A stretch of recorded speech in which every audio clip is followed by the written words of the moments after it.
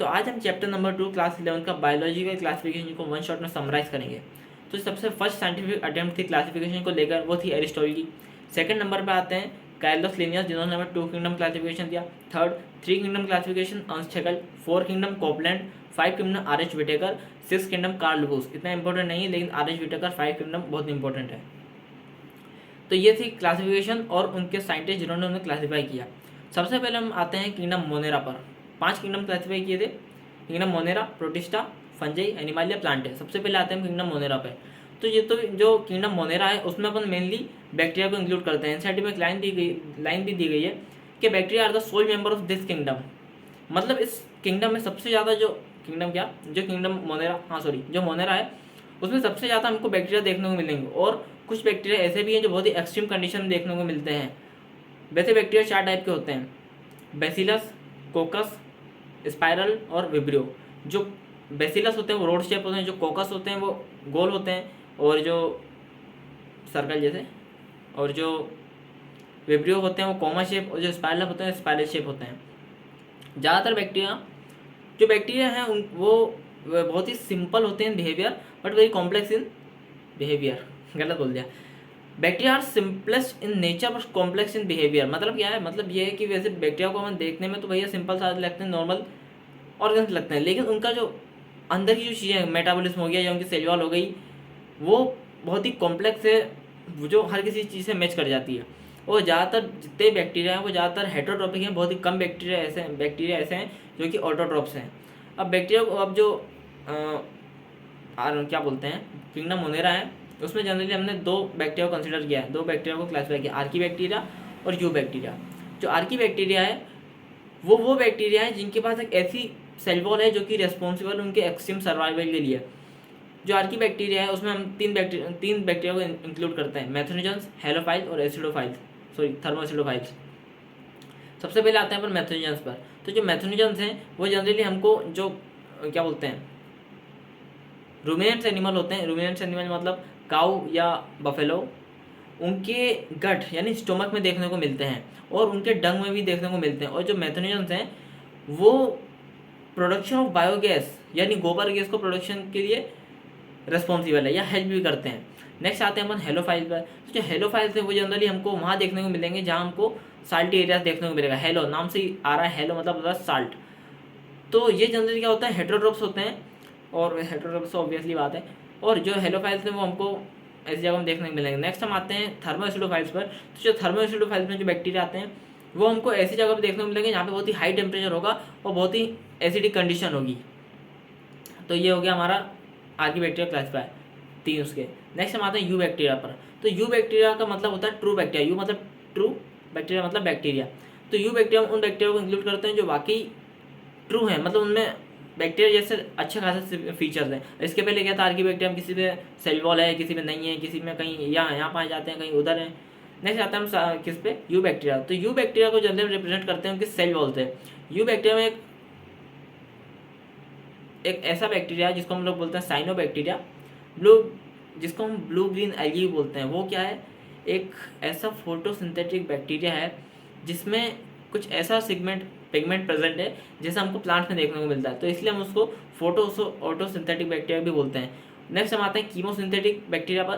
तो chemo ऑटोसिंथेटिक bacteria वो bacteria होते हैं जो कि इनऑर्गेनिक कंपाउंड को यूटिलाइज करके या उनको ऑक्सीडाइज करके जो एटीपी रिलीज होती है उसको अपने जो एनर्जी रिलीज होती है उसे अपने एटीपी प्रोडक्शन में यूज़ करते हैं। और वो बैक्टीरिया हमारे एनवायरनमेंट के लिए काफ़ी हेल्पफुल है, क्योंकि वो सल्फर, आयरन जैसे कुछ मेटल को या एलिमेंट को डिकम्पोज करते हैं, रिसाइकिल करते हैं।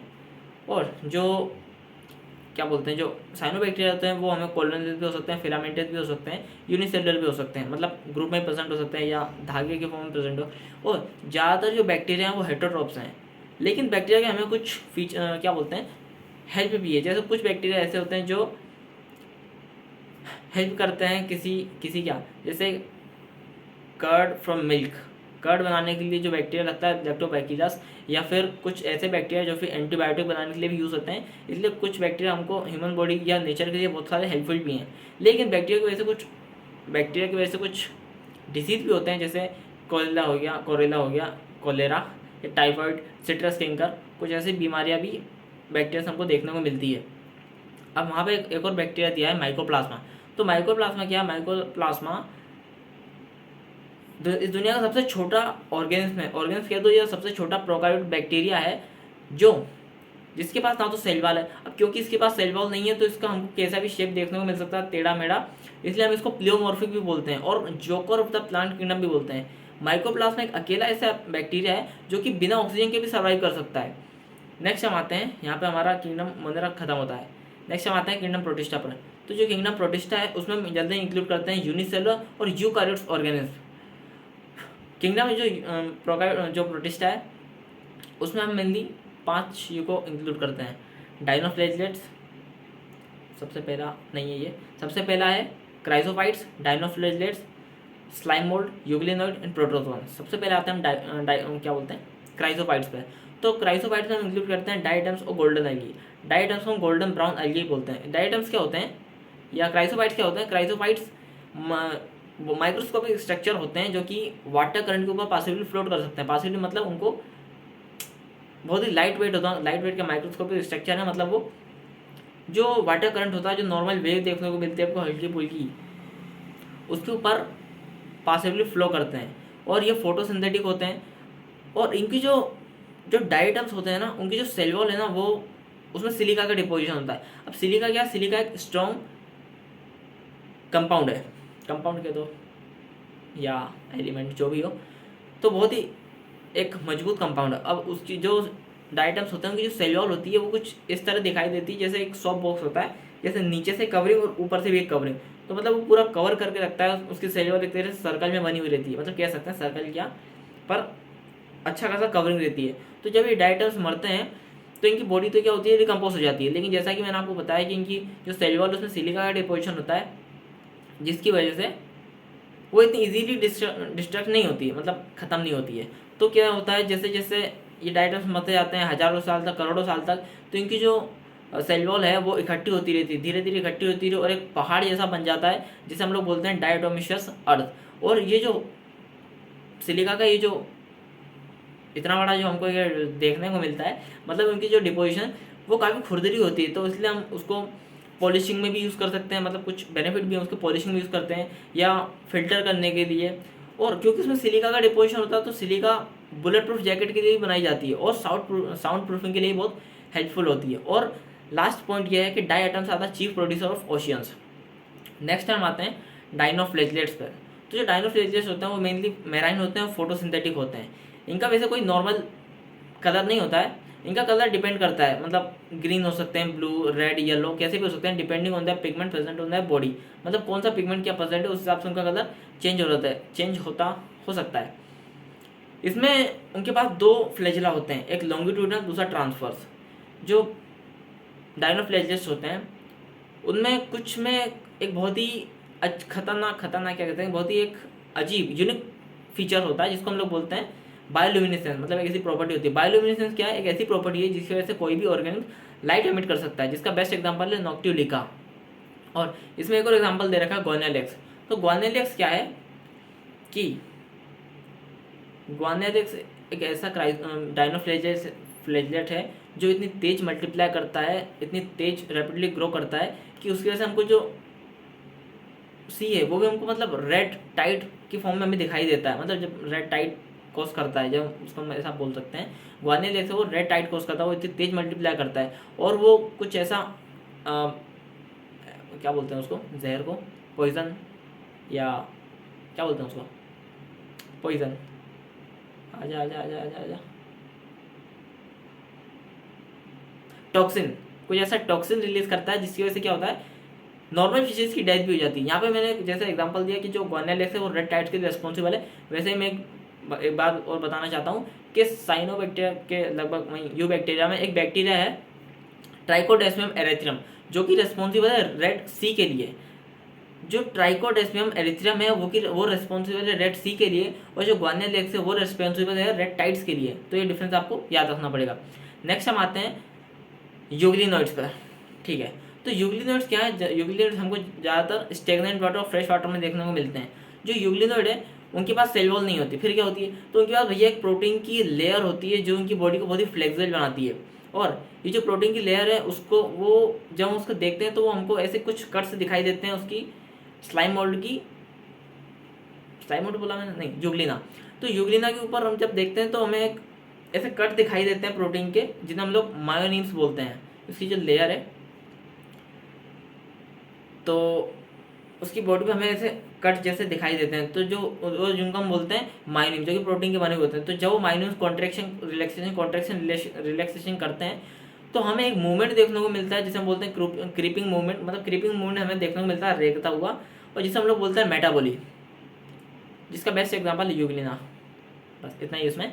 नेक्स्ट हम आते हैं स्लाइम मोल्ड पर। तो स्लाइम मोल्ड क्या होता है? स्लाइम मोल्ड सेप्रोफाइटिक प्रोटिस्ट होते हैं। प्रोटिस्ट मतलब, सेप्रोफाइट मतलब क्या होता है? प्रोटिस्ट तो प्रोटिस्टा किंगडम का नाम है। सेप्रोफाइट का मतलब ये होता है कि वो डेड ऑर्गन्स के ऊपर डिपेंड होता है खाना खाने के लिए।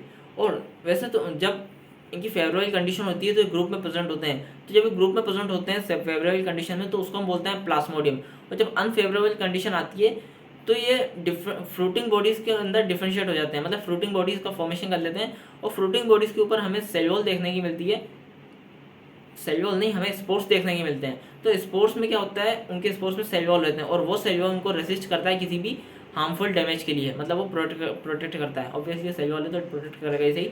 और जो सेल्यूल है वो काफ़ी कुछ नहीं, बस इतना बहुत है।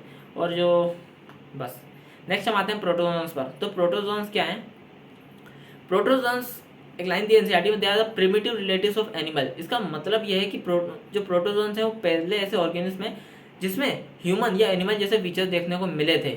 और ये जनरली पैरासाइट होते हैं। पैरासाइट मतलब चिपक के रहने वाले, किसी बॉडी से अटैच। ये 4 टाइप के होते हैं: एमीबॉइड, फ्लैजिलेटेड, सीलिएटेड और स्पोरोजोन। सबसे पहले बात करते हैं हम एमीबॉइड के बारे में। तो नाम से पता चलता है एमीबॉइड मतलब एमीबाई जैसा शेप होगा। तो इनका शेप कुछ एमीबा जैसा होता है और ये अपने प्रे यानी जो खाना इनका वो स्यूडोपोडिया, जिसको हम फास्ट फूड भी बोलते हैं, उसकी वजह से कैच कर पाते हैं और फूड का डाइजेशन करते हैं। और इसका बेस्ट एग्जांपल है एंटा अमीबा। नेक्स्ट हम आते हैं फ्लैजिलेटेड प्रोटोजोन्स पर।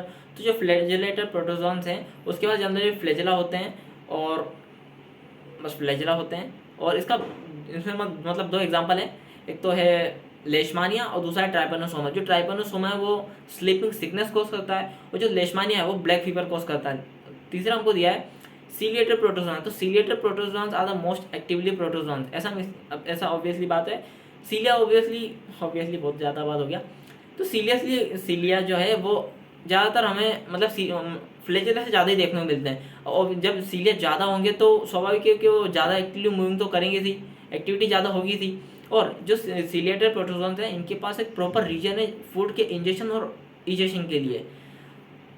ठीक है, ये हो गया। और इसमें जो एग्जांपल है वो है पैरामीशियम। पैरामीशियम के पास बहुत सारे सीलिया होते हैं। चौथा है अपना स्पोरोजोन। तो स्पोरोजोन में हम उन ऑर्गेन्स को इंक्लूड करते हैं जिनके पास इन्फेक्शियस लाइक स्टेजेस होती है। इन्फेक्शियस लाइक स्टेजेस मतलब होता है कि जब वो किसी को इन्फेक्ट करते हैं तो हमको अलग फॉर्म देखने को मिलेगा वो, और जब आगे उनका रेट मतलब जब वो क्या बोलते हैं और बीमार करते जाएंगे तो अलग उसके फॉर्म चेंज होते जाएंगे। जिसका बेस्ट एग्जांपल है प्लाज्मोडियम, और बोलना तो प्लाज्मोडियम वाइवेक्स, जो कि जैसे मलेरिया के लिए रेस्पॉन्सिबल है, प्लाज्मोडियम वाइवेक्स। तीसरा किंगडम आता है हमारा फिर फंगी। मोनेरा हो गया, प्रोटिस्टा हो गया, फंगी आता है। तो फंगी क्या है? फंगी हेटरोट्रोपिक ऑर्गेन्स की मतलब वो है, उसमें ज़्यादा हेटरोट्रोपिक ऑर्गेन्स में जो फंजी हैं वो ज़्यादा कहाँ ग्रो करते हैं? जहाँ पर वार्म और ह्यूमिड प्लेसेस हो, और इसको हम लोग कॉस्मोपॉलिटन भी बोलते हैं। कॉस्मोपॉलिटन का मतलब होता है कि ये लगभग हर जगह ग्रो कर सकते हैं, इंसान की बॉडी पर, पेड़ पर, पानी पे, हर जगह ग्रो कर सकते हैं फंजी। ठीक है। और जो फंजी की जो सेल वॉल है वो मेनली काइटिन की बनी होती है। काइटिन क्या है? पॉलीमर ऑफ नेकोफोबियम एंड एसिटाइल ग्लूकोसामाइन। और वैसे फंगी जितने भी फंगी हैं वो सारे मल्टी सेलुलर एक्सेप्ट एक, जिसको हम बोलते हैं ईस्ट। ईस्ट का जो साइंटिफिक नेम है वो है सैक्रोमाइसिस सेरेवेसी। अब जो फंगी है वो मेनली 3 टाइप से रिप्रोड्यूस कर सकता है, या करता भी है: सेक्सुअल, एसेक्सुअल और फ्रेगमेंटेशन। फ्रेगमेंटेशन में क्या होगा? बडिंग हो सकती है या स्पोर फॉर्मेशन हो सकता है। सॉरी, स्पोर फॉर्मेशन नहीं होगा, बडिंग ही होगी या फ्रेगमेंटेशन। फ्रेगमेंटेशन गलत बोल दिया।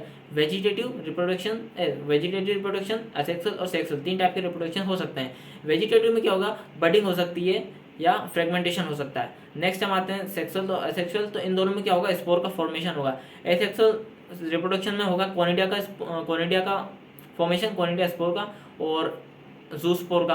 वहीं अगर सेक्सुअल रिप्रोडक्शन की बात करें तो इसमें ऊस्पोर, एस्कोस्पोर और बेसिडियोस्पोर का फॉर्मेशन होगा। नेक्स्ट अब एक लाइन आती है कि दो टर्म आती हैं, कैरियोगामी और प्लाज्मोगामी। तो प्लाज्मोगामी क्या होता है? Fusion between male and female gamete, motile और नॉन मोटाइल। मतलब ऐसा मान सकते हैं कि एक मोटाइल गैमेट और एक नॉन मोटाइल गैमेट का फ्यूजन होना, उसको हम लोग बोलते हैं प्लाज्मोगामी। और दूसरा टर्म है कैरियोगामी। तो कैरियो का वर्ड मतलब होता है न्यूक्लियस, तो fusion between two nucleus is called karyogamy. अब जो फंगी है उसको हमने 4 टाइप में डिवाइड किया है, एस्कोमाइसिटीज, गलत बोल दिया, फाइकोमाइसिटीज, एस्कोमाइसिटीज, बेसिडोमाइसिटीज और ड्यूटेरोमाइसिटीज। सबसे पहले बात करते हैं फाइकोमाइसिटीज के बारे में।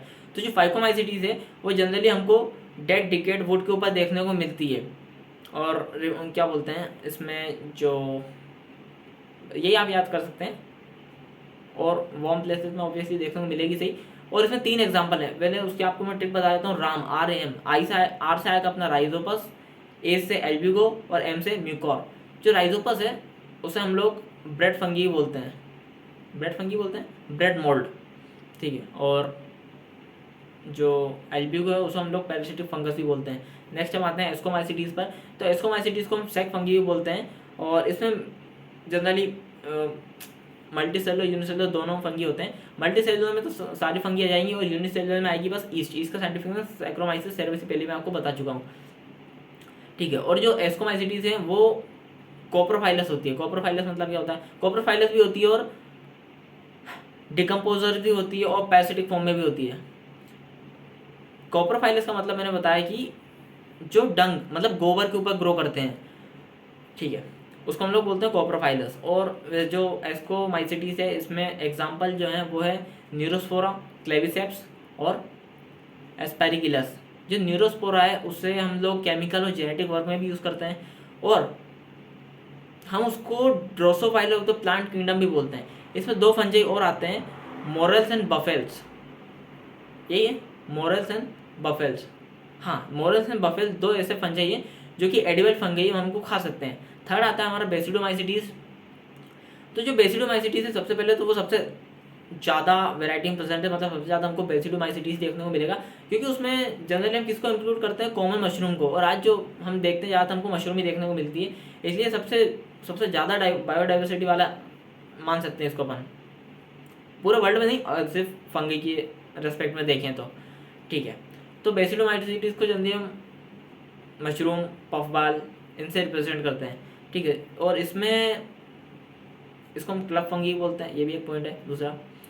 और वैसे इसके जो एग्जांपल हैं वो है हमारे अगारिकस, अस्चिलागो और पक्सीना।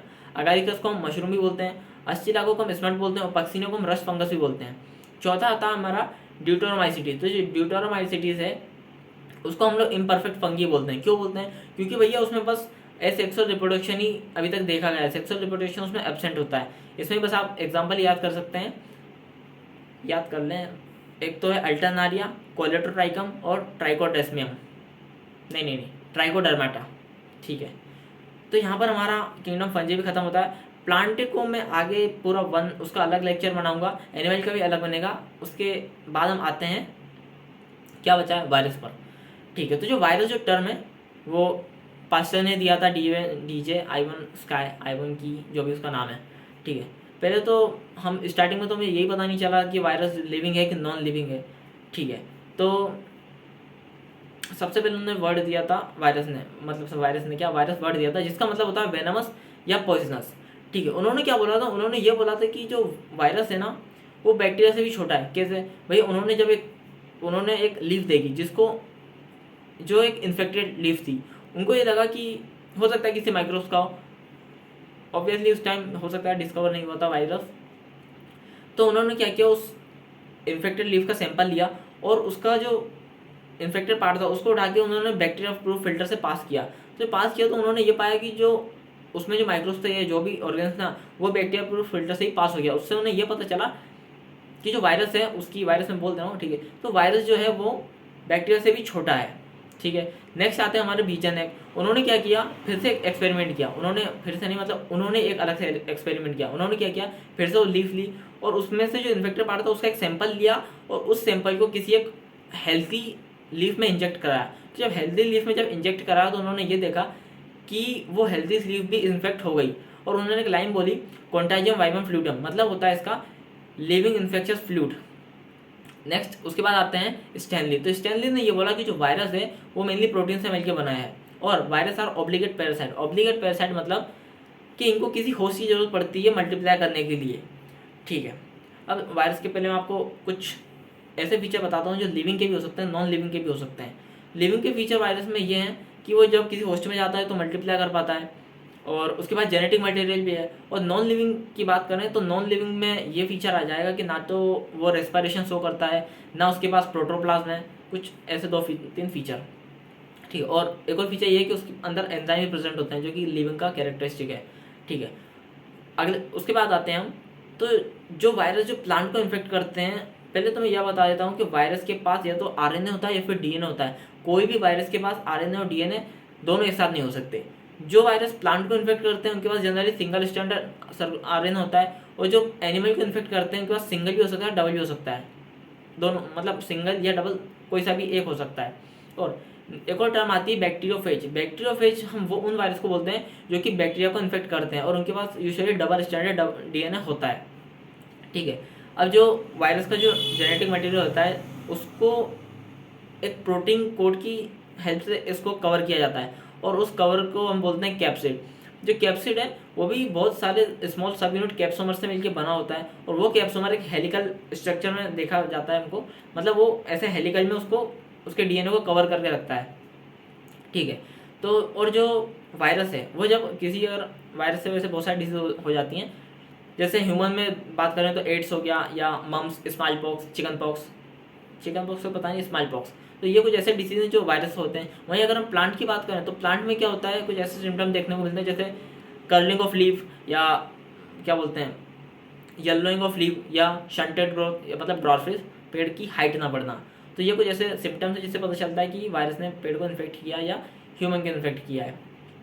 तो यहाँ पे हमारा वायरस खत्म होता है। नेक्स्ट हम आते हैं वायरॉइड्स पे। तो वायरॉइड्स क्या है, वायरॉइड्स को सबसे पहले डिस्कवर किया था टीओ डीनर ने, और वो उनका जो वेट है वो वायरस से भी छोटा था, मतलब वायरस से भी कम था। ऐसा इसलिए क्योंकि उनके पास वायरस की तरह आरएनए तो था लेकिन प्रोटीन कोड नहीं था, तो इसलिए उनका जो मॉलिक्यूलर वेट था वो उनसे कम था। और उन्होंने ये बोला कि जो वायरस हैं वो एक डिसीज कॉज करते हैं जिसे हम बोलते हैं पोटैटो स्पिंडर ट्यूबर डिसीज। ठीक है, तो ये याद रखना, पोटैटो स्पिंडर ट्यूबर डिसीज। उसके बाद जो तीसरा हमारा बचा है वो है लाइकन्स। ठीक है, तो लाइकन्स क्या है, symbiotic association between algae and fungi. ठीक है, जो अल्गी है उसको हम लोग बोलते हैं फाइकोबैंड, और जो फंगस है उसको हम लोग बोलते हैं माइकोबैंड। तो अल्गी क्या करती है, फूड प्रिपेयर करती है, और फंगस क्या करती है, उसको शेल्टर प्रोवाइड करवाती है और मिनरल्स को एब्जॉर्व करती है। ठीक है, इसका जो फंगी का जो अल्गी का जो कंपोजिशन होती है लाइकन्स में, वो 1 से 5% होती है, मतलब वो बहुत माइनर प्रेजेंट होती है, जबकि मेजर में क्या प्रेजेंट होता है, फंगस। और ये इनका एसोसिएशन कुछ इतनी मतलब खतरनाक तरीके से होता है कि अपन इसको देख के मतलब लगता ही नहीं है कि किसी दो ऑर्गेनिज्म से मिलकर एक बना है। ठीक है, और ये जो है क्या बोलते हैं लाइकन्स, ये बहुत ही एक अच्छा पॉल्यूशन इंडिकेटर होती है, क्योंकि वहीं पर ग्रो करती है जहाँ पर पॉल्यूशन बहुत कम होता है या नहीं होता है। इसके दो फीचर्स भी हैं। पहला फीचर क्या, दो एडवांटेज भी हैं, बेनिफिट भी हैं। पहला एडवांटेज तो यही है कि ये पॉल्यूशन फ्री एनवायरनमेंट में ग्रो करती हैं, तो उससे हमें ये पता चल जाता है कि ये एनवायरनमेंट पोल्यूटेड है या नहीं है। और दूसरा ये है कि ये सबसे पहले स्पीशीज हैं जो कि किसी रॉक के ऊपर आए थे। ठीक है, और ये जो जिसको पायनियर स्पीशीज, पायनियर मतलब जो सबसे पहले आए हो, और ये जो लाइकन्स थे ये कुछ इनऑर्गेनिक एसिड रिलीज करते हैं, जो कि क्या करता है, वेदरिंग ऑफ रॉक, मतलब जो रॉक होती है उसको डिकम्पोज करना शुरू करता है ऑर्गेनिक एसिड से, या इनऑर्गेनिक जो भी एसिड वो रिलीज करते हैं। और दूसरा पॉइंट मैं बता रहा हूँ कि जब वो मरते हैं तो उनका डेड बॉडी वहीं पे डिकम्पोज हो जाती है, और मरते हैं तो फिर ऑब्वियसली वहाँ पे कुछ ह्यूमस, मतलब कुछ गीला लिक्विड भी होता ही होगा। तो liquid plus weathering of rock, क्योंकि वेदरिंग ऑफ रॉक तो उसके ऑर्गेनिक एसिड की वजह से जो डिकम्पोज हुआ था, उसके बाद जब उसमें ह्यूमस मिलती है उसके मरने से, तो वहाँ पे हमें सॉइल का फॉर्मेशन देखने को मिलता है, मतलब ये सॉइल फॉर्मेशन के लिए भी हेल्प करते हैं। यहाँ पे हमारा लाइकन का चैप्टर भी खत्म होता है। अब एक टॉपिक और छोटा सा रह गया था शायद, माइकोराइजा। तो माइकोराइजा क्या होता है, ये माइकोराइजा होता है फंगस और रूट्स ऑफ हायर प्लांट का एसोसिएशन, यानी बेनिफिट, दोनों बेनिफिट हो। ठीक है, और इसमें यह है कि जो फंगस होता है वो क्या करता है, शेल्टर प्रोवाइड करवाता है और नूरिशमेंट देता है। वहीं जो रूट्स हैं हायर प्लांट्स की, वो क्या करती हैं, उनका सरफेस एरिया बड़ा करके या बड़ा होने की वजह से वो मिनरल्स को ज़्यादा एब्जॉर्ब करवाती हैं, मतलब वो उसको मिनरल्स प्रोवाइड करवाता है और बदले में फंगस को शेल्टर प्रोवाइड करवाती है।